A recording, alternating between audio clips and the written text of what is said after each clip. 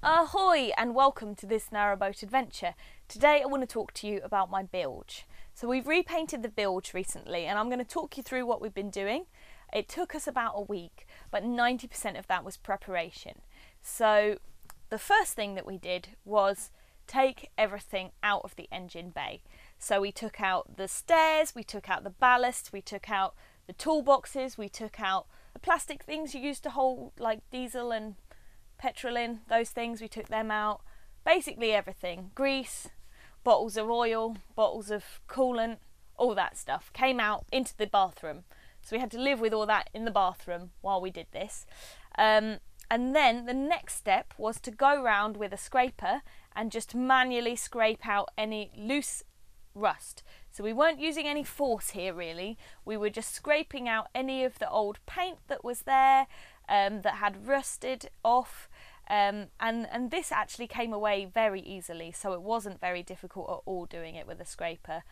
And so we had to sweep all that stuff up and get it out in a bin, and then it was still quite moist in there because the layer of paint that had sort of rusted up and that come away from the actual floor was holding moisture in between it, so it wasn't it was still really quite moist in there. So then we spent about a day with a hairdryer drying all the really cold corners, and then we left the whole thing open so that the sun of the day could do its business.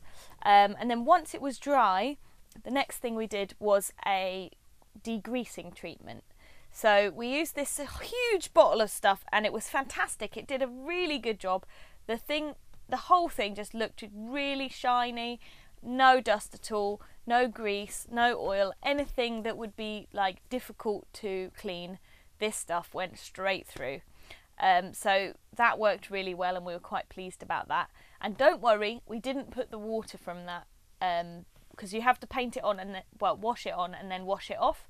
And everything from that we did put in bottles that we're going to dispose of safely, not into the canal, because we're responsible like that. In fact, very, very little of what we did ended up going into the canal. Almost all of it's being thrown away, in either with liquids obviously in bottles being taken to somewhere that would be able to dispose of them, and obviously with the other stuff in a regular bin. Anyway, sorry, slightly sidetracked by the whole eco story bit. So you wash it off with water, so we left it to dry for a day and again did a bit of hair drying in those sort of corners to dry it out.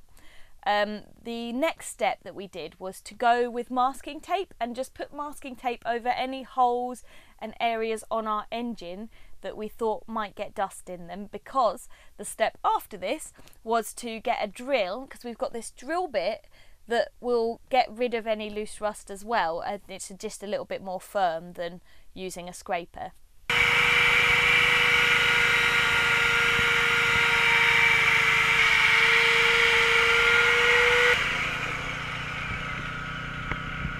And it worked really well.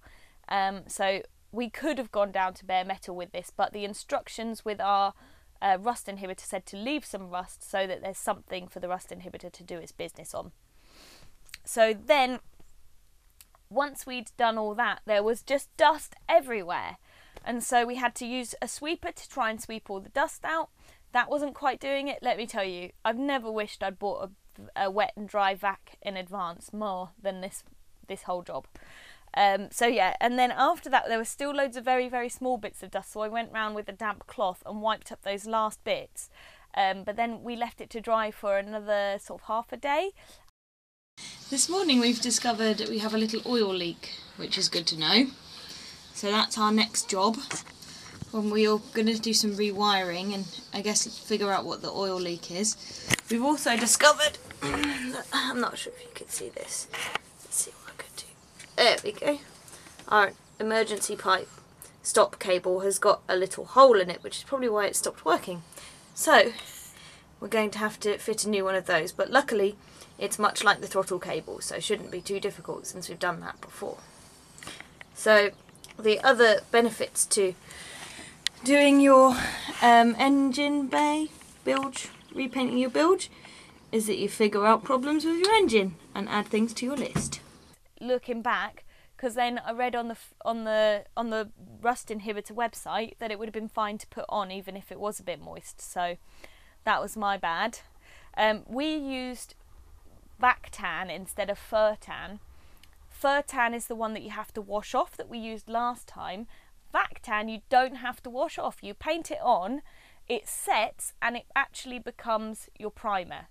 So we used the Vactan as both the primer and the rust inhibitor. And then once that had dried, which did take a long time, I painted it a bit too thickly in some areas. And then once that had dried, we painted our first layer of Danbaleen Grey. The Danbaleen Grey apparently is a really good one because if you have missed any spots of oil, it will still set with them in. So it's like quite a good paint for that kind of job. And then we painted our second coat of Danbaleen Grey once the first one was done, and that was the end of the job really, aside from going and putting everything back, disposing of all the liquids. All of that's part of the job, of course. It looked really good. I'm sure some of you may have noticed from the video that we haven't painted directly under the engine. We would like to, and we would like to at some point in the future, but I think the only way that's ever going to happen is if we take the engine out of the engine bay, and obviously that was basically impossible because underneath our engine there are ballasts, so it would have been really difficult to get the ballasts out without damaging the engine, and it would have been really difficult to get the engine out obviously while we're in the water without a crane, which we don't have. So we have left that section. Usually those sections apparently fare a lot better because they don't usually have anything other than oil under them, so the oil acts as another protective layer for rust. That's basically what we did. I hope that you enjoyed this video. I just think that these kinds of DIY jobs are really interesting, and it's really nice to watch how other people have done it and how other people think they've done well and how people have think they've done badly. I think we definitely could have done this job sooner, but we kind of had to wait for the good weather. I think we spent a lot of time waiting for drying, where with the Vactan we didn't actually need to, so that was a bit of a mistake. And yeah, I would have loved a wet and dry back. So those are the three things I would have done differently. I'm sure many of you will have your own take on ways I could have done this differently, and I'm sure you'll let me know in the comments. But this is what I've done, and we'll see with time how it's gone. Thank you so much for watching. I can't wait to see you again very soon, I'm sure.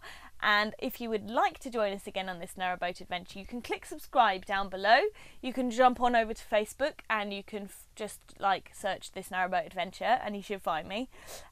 If you would like to support these videos, you can go over to Patreon. And I hope you will watch some more videos. There'll be some links in the description. And if I can find the things that I used, like the degreaser and the rust inhibitor and things like that, I'll put some links in the description. There'll probably be Amazon links because if you click on it then I make a little bit of money, but it doesn't charge you anymore.